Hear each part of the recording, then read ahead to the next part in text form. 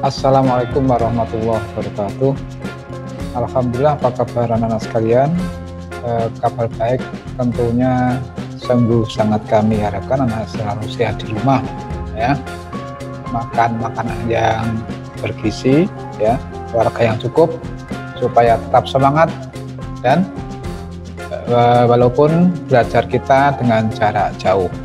Nah, anak-anak sekalian yang saya sayangi, di pertemuan kali ini kita akan melanjutkan pembelajaran Al-Islam, pelajaran yang ke-10, ya, pelajaran yang ke-10 tentang kisah Nabi Yunus alaihissalam, ya, kisah Nabi Yunus alaihissalam. Anak-anak bisa siapkan untuk buku paketnya di halaman 223, ya, 223. Baik nanti mungkin sudah ada yang pernah membaca atau setelah materi pembelajaran ini Ustadz sampaikan bisa membaca kembali, ya, supaya lebih paham dan lebih mendetail pemahamannya tentang kisah Nabi Yunus alaihissalam. Baik anak sekalian, kita siapkan dulu share materinya berikut ini.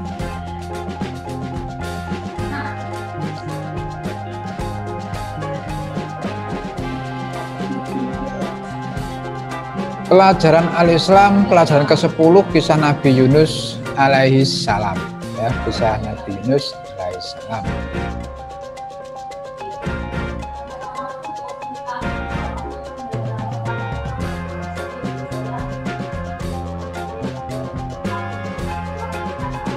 Nah, nih, yang pertama adalah Nabi Yunus alaihissalam itu beliau itu diutus, ya, beliau itu diutus oleh Allah kepada kaum Niwana, ya, kepada kaum Niwana, di mana itu terdapat di mana ini, di negeri Mosul, ya, di negeri Mosul, ya. Nama lengkapnya Nabi Yunus alaihissalam adalah Yunus bin Matta. Beliau keturunan dari Binyamin bin Yakub bin Ishak dan sampai pada, ya, bin Ibrahim. Nah, Nabi Yunus alaihissalam ini diangkat oleh Allah sebagai Nabi dan Rasul setelah berusia 33 tahun, ya. Untuk mengajak umatnya kemana? Untuk mengajak umatnya kembali menyembah kepada Allah. Dan Nabi Yunus alaihissalam ini juga biasa disebut dengan Zunnun atau Yunan. Yunun atau Zunan.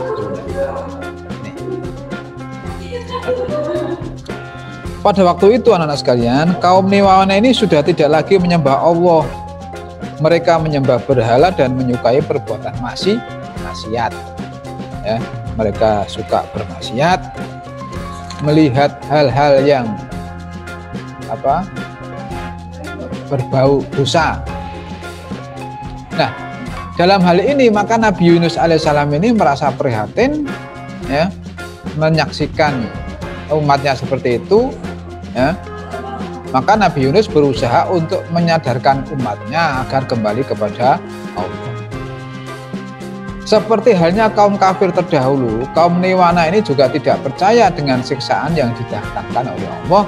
Setiap kali Nabi Yunus alaihissalam berdakwah, maka kaum Niwana ini selalu mengejek dan meremehkannya. Nah, ini, ya, tidak mau mengikuti, justru malah meremehkannya, mengejek. Ya. Nah, bahkan ada yang bertanya, kapan datangnya azab itu? Nah, mereka menantang ini. Ya, tanpa pikir panjang Nabi Yunus alaihissalam menjawab, ya, akan datang 30 atau 10 hari lagi. Nah, setelah dinanti-nanti, ya, azab yang disampaikan Nabi Yunus ini belum tentu juga datang.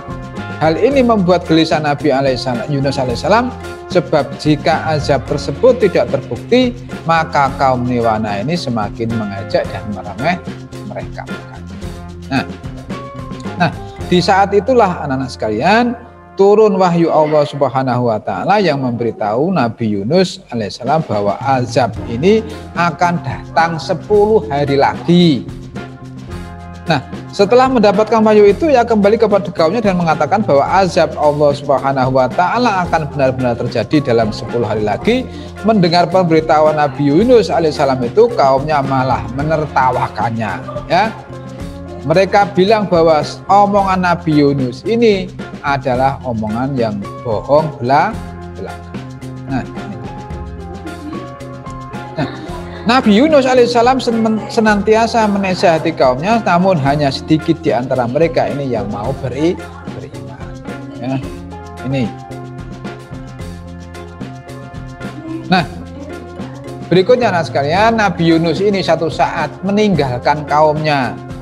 Ya, maka hingga pada suatu hari karena merasa putus asa, ya, dakwahnya tidak diikuti oleh kaumnya, hatinya dipenuhi dengan perasaan marah dan benci kepada mereka. Nah, oleh karena itu Nabi Yunus alaihissalam memutuskan untuk meninggalkan kaumnya. Di sini, ya, sebagaimana Allah jelaskan dalam surat Al-Anbiya ayat 87.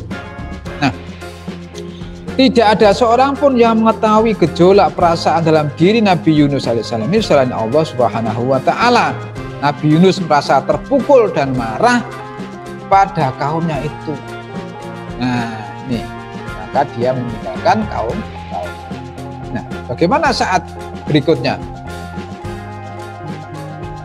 Nabi Yunus tidak menyadari bahwa beliau itu menerima amanat, ya. Beliau itu menerima amanat. Ya. Beliau itu menerima amanat dari Allah Subhanahu wa taala untuk berdakwah.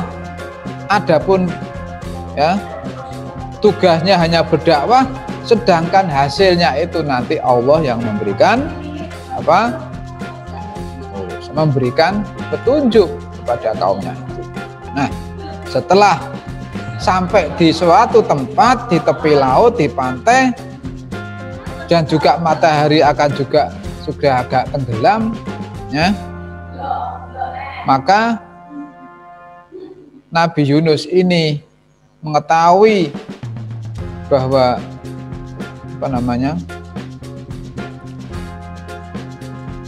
akan kejadian adanya bagaimana cara untuk menyeberangi lautan ini.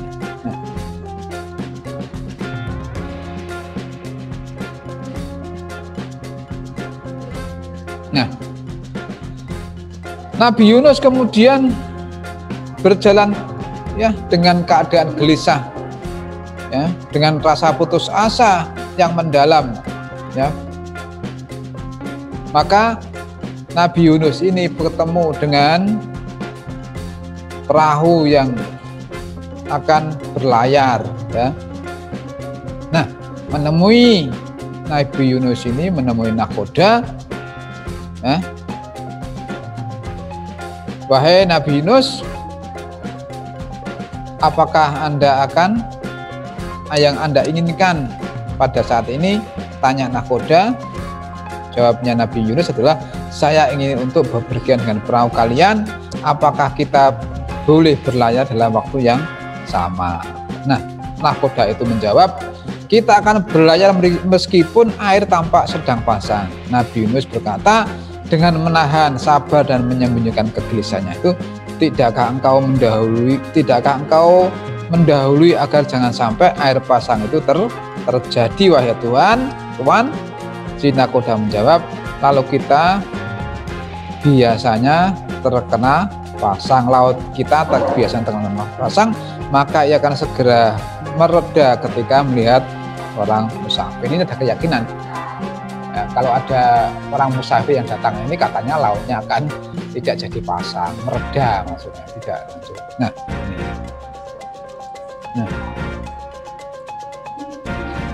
Nah, kemudian terjadi antara nahkoda dan Nabi Yunus ini kesepakatan dengan biaya yang harus disiapkan, ya, untuk membayar, ya, Nabi Yunus alaihissalam memberikan kepingan emas. Ya ini untuk apa? Kapal ini ya. Nabi Yunus kemudian bisa menaiki kapal atau perahu tersebut dengan membayar uang kepingan emas.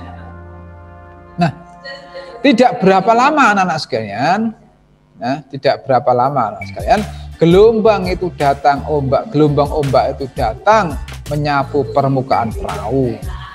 Ya, tiba-tiba gelombang itu datang dan menyapu permukaan perahu.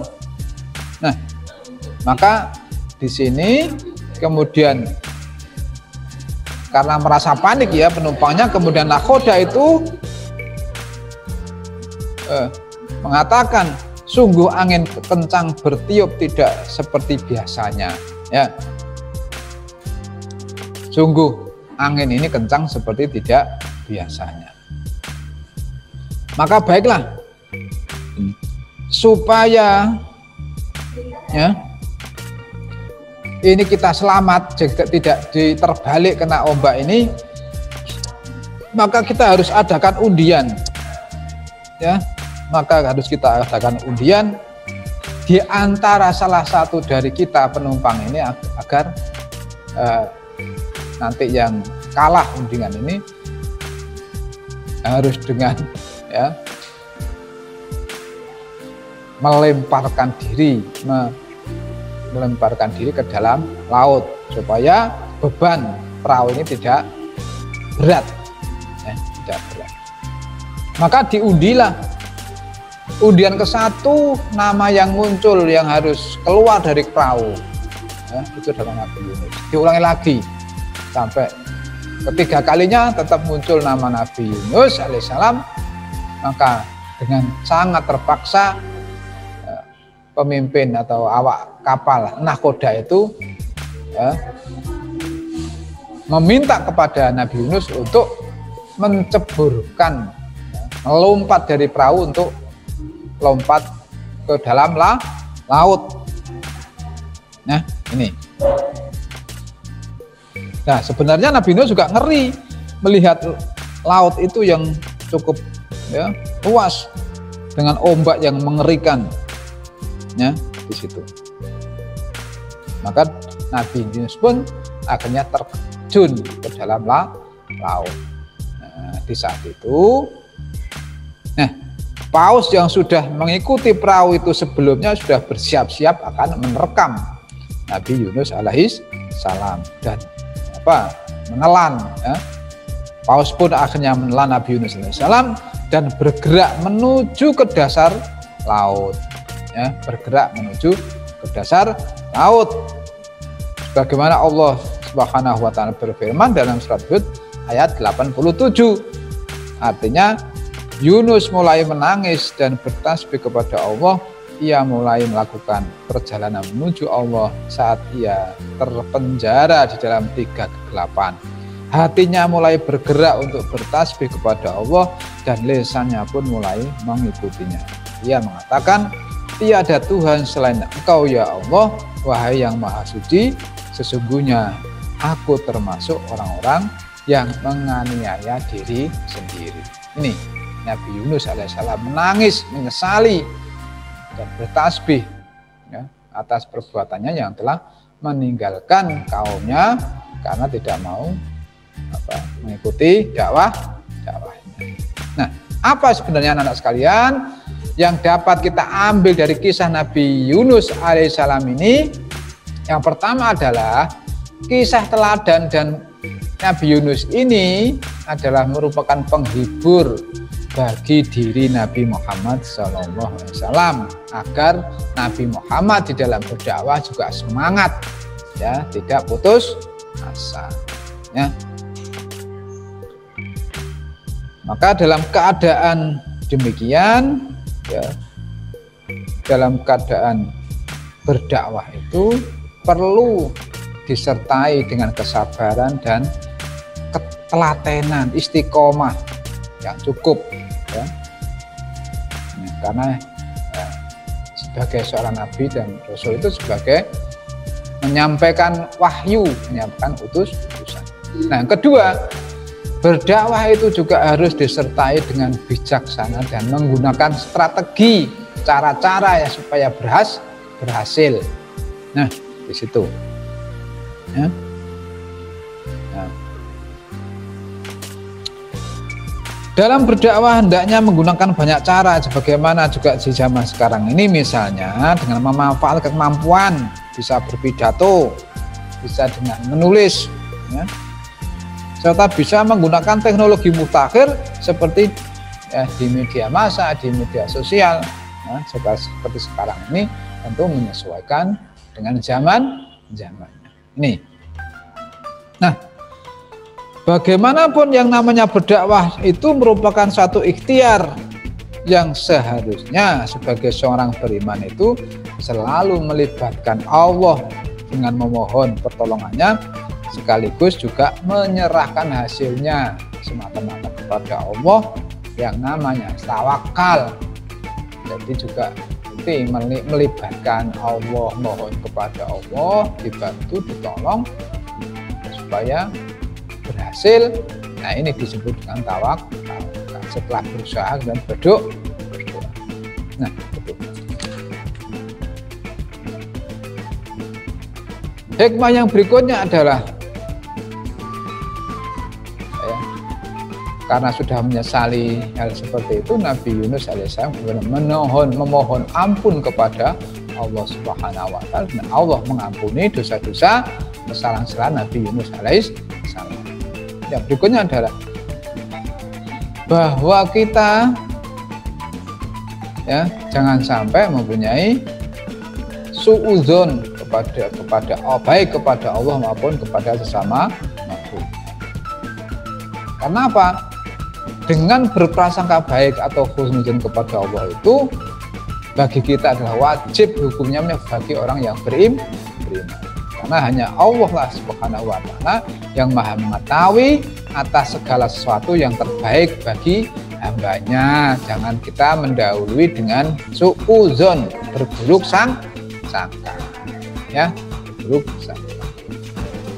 Baik, pada uswah hasanah yang kita ambil dari pelajaran ini, Nabi Yunus alaihissalam itu di dalam perut paus itu di situ tidak berhenti-berhentinya mengucapkan tasbih dan menyesali berbuat. Nah,